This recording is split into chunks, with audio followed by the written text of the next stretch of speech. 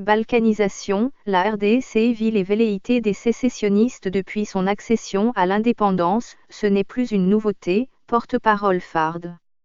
C'est depuis une semaine que la question de la balkanisation de la RDC est largement commentée. Les forces armées de la RDC indiquent que cette question n'est plus un fait nouveau.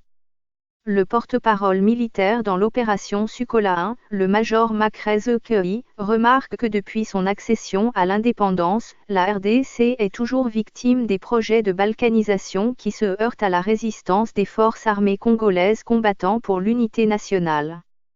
C'est depuis le dernier week-end de l'année 2019 que les FARD ont affirmé faire face à des insurgés dont le but final est la sécession du territoire national congolais.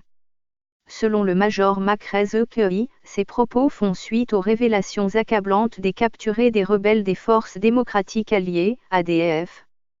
Avant cette déclaration des FARD, c'est Fridolin Cardinal Ambongo qui avait dénoncé la balkanisation du pays à l'issue de sa visite pastorale dans le diocèse de Butembo-Beni, en province du Nord Kivu.